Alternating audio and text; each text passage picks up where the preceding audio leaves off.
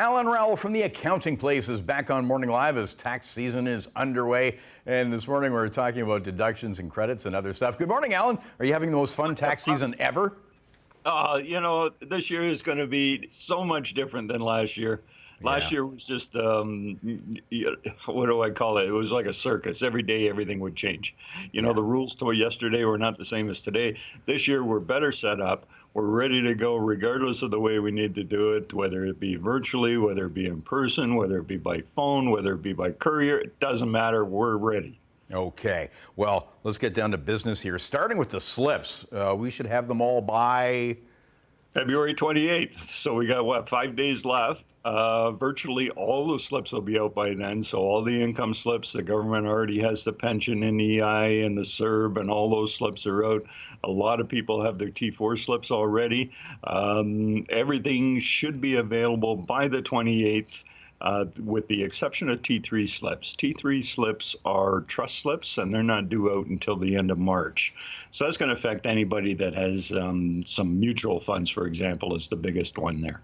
Right. Okay. So getting the income information, not a big problem. A bigger task is getting all the info for deductions and credits and stuff like that. And this is what the biggest problem is. The Canadian government or Canada Revenue Agency does a pretty good job of making sure that they know and everybody knows about their income, simply because they make the companies do it, the banks do it, the government does it. Everybody sends it out, but nobody actually talks to you about what deductions may or may not apply to you. And there's a list of them a mile long.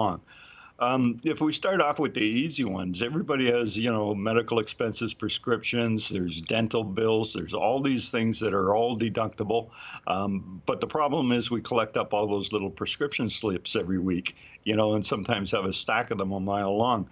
One of the things that we can do now is if you go to your drugstore, you go to your doctor, your physiotherapist, you can get an annual receipt now. So they'll print one out for you that has everything that happened with you during the year. It's a 1-sheet, 2-sheet, makes everything much easier, and also ensures that you don't lose anything. Because during the year, you never know what happens. Dental expenses, they just go on and on and on. Yeah. Once we have all that information, what tips do you have as far as reducing taxes for last year? The government has this little thing they call retroactive tax planning, and they don't like it. And that's essentially where we would go back into the 2020 year and actually change things around to make it a little better. One of the things that can be done now, because 2020 is actually history, the only thing really left to do at this point is RRSP contributions, and that is good until March the 1st, I believe, is the date. Now, one of the questions that we get a lot of this time of year is how much money can I put into my RRSP? Everybody wants to know what they should be doing with their RRSP. So to give you a guideline, if you're looking at an income, a taxable income of somewhere between $48,000 and $90,000, your RRSP is going to save you about $296 in tax for every $1,000 that you put into your RRSP. That's pretty good. If your income is below $48,000, that number reduces. We're down to about $205 for every $1,000. The alternative to that, and what younger people, I believe, should be looking at, especially if they're below that $48,000 mark, would be a tax-free savings account. The difference is the tax-free savings accounts, you contribute after-tax money, so you've already paid the tax on it, but at $48,000, you're at the lowest rate. But that money accumulates right through tax-free forever.